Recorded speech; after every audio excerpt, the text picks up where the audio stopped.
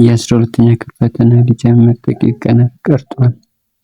በእነዚህ በቀሩት ቀናት ውስጥ 5 ነገሮችን ማድረግ የሚገባን ነገሮችን እነግራችኋለሁ። 12ኛ ክፍል ተማሪዎች ፈተና በጣም ቀርቧል። ስለዚህ አንደኛ ከዚህ በፊት ያላጠናናቸውን አዲስ ትምህርቶችን ከአሁን ባለ ጊዜ ውስጥ አዲስ ትምህርት ማጥናት አትጀምሩ። የተማራችሁትን ከዚህ በፊት ያጠናችሁትን ትምህርት ብቻ ደጋግማችሁ አጥኑ፣ አንብቡ። ሁለተኛ ያለፈውን ብሔራዊ ፈተና ጥያቄዎችን ከነመልሳቸው ፍቱት፣ ማስታወሻም ያዙ። ሶስተኛ በየቀኑ 7 ሰዓት ወይ 8 ሰዓት እንቅልፍ ውሰዱ። አራተኛ የፈተና ቁሳቁሶችን አስቀድማችሁ አዘጋጁ። አምስተኛ የራሳችሁን የሆኑ ነገሮችን ተማመኑ፣ በራሳችሁ እመኑ። የዛሬ ጥረታችሁ የነገ ውጤታችሁ ነው። በርቱ፣ አጥኑ፣ አታንቀላፉ። የእንቅልፍ ሰዓት ስጡ፣ የጥናት ሰዓት ስጡ። ተመጣጠነ ምግብ ተመገቡ፣ አእምሯችሁንም እረፍት ስጡ። የዛሬ ጥረታችሁ ነገ መልካም ውጤታችሁ ይዞላችሁ ይመጣል። መልካም ዕድል ይግጠማችሁ። ይህ የኔ መልካም ምኞት ነው። የተለየ ነገር መልእክት ካላችሁ ኮሜንት ላይ ጻፉልኝ። መልካም ጊዜ።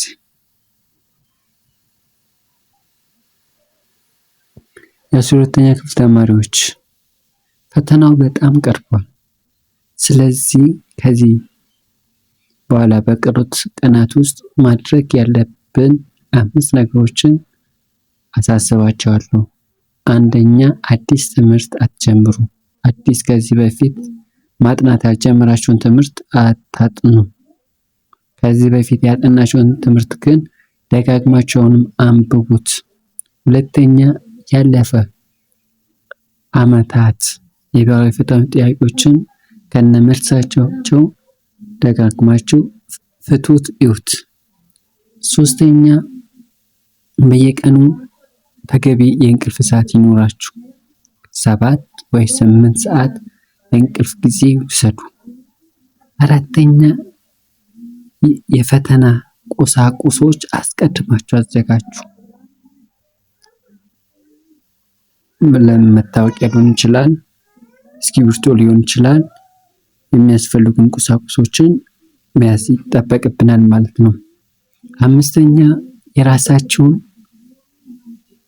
በራሳችሁ ኩሩ፣ እመኑ።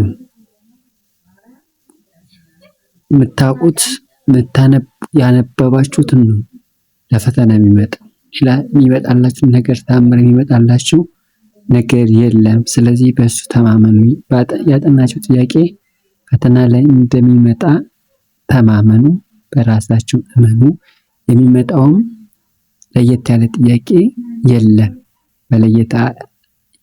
በኮንሴፕት ሊሆን ይችላል እንጂ ያቺ እናንተ ያጠናችኋት ትምህርት ነች መልሳ የምትመጣው። ስለዚህ በቀስታ አንብቡት፣ ደጋግማችሁ ጥያቄያችሁን እዩት። መልካም ዕድል። የተለየ ሀሳብ ካላችሁ ኮሜንት ላይ ጻፉልኝ። መልካም ዕድል ላለው በድጋሚ